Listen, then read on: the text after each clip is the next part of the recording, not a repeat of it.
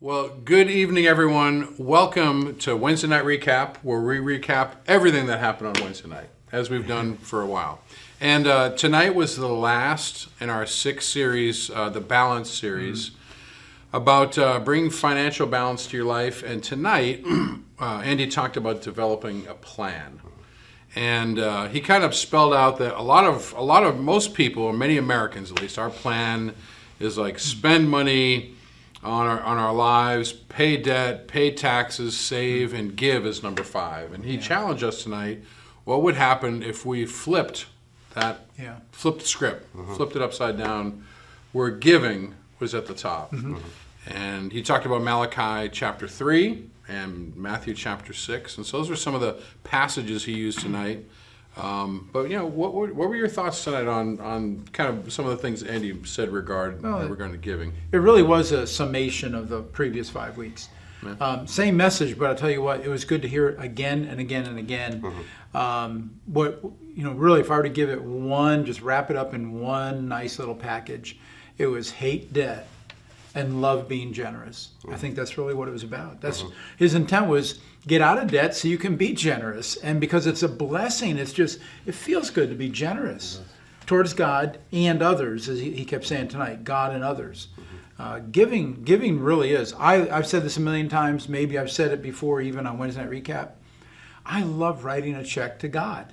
The local church or a ministry or a missionary, more than I like writing one to the water company or the electric company or or the state of Delaware. Or those aren't taxes, any fun. Yeah. No, but writing one to Convoy of Hope, that's a blessing. Yeah. I think with something that he talked about tonight, as far as in Malachi, I think as a parent, you're there, you're offering your advice to your kids, you're doing all of this stuff, and they're ignoring you.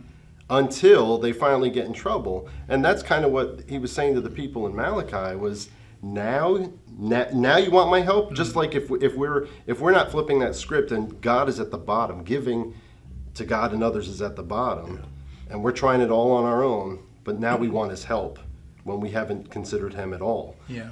I think that was something that stuck out to me, because I think not my kids. I think your kids have done that to you.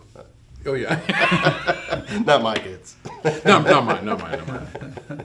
Our kids are perfect. But no, and it was a good summation. And then you can't pound that enough, because our culture just says, you need this, you need this, you need this, you need this. And that's the message. What you have is not good enough. You need more, you need more.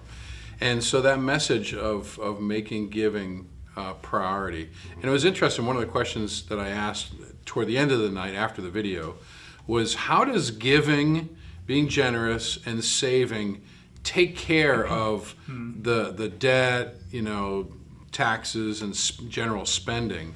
And somebody that made an astute observation that it really does, when you're focused on other people, what they need, what needs they may have in their life, or building the kingdom of God, you tend to think less about yourself and what you want, it loses its grip.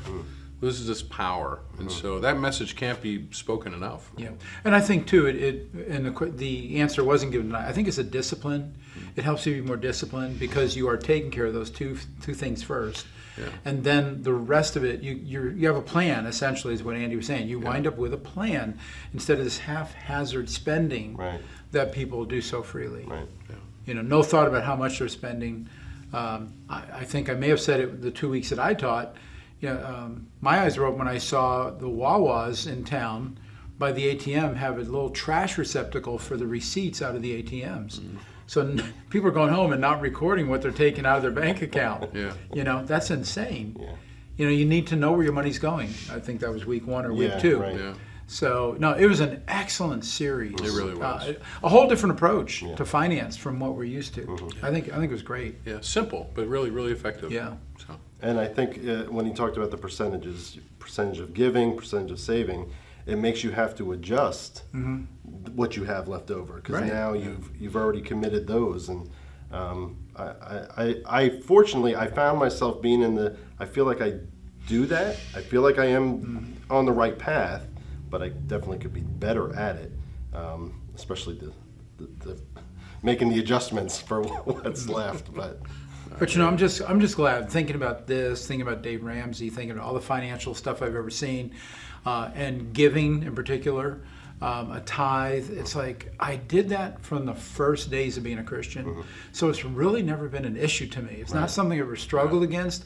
I've never not done it, even when I felt like things were really tight. I wrote that check first, and everything else got taken care of. Right. Yeah. So it really works. Somebody in there said tonight they just thought every Christian gave. Yeah. You know. Yeah. And, you know. Yeah.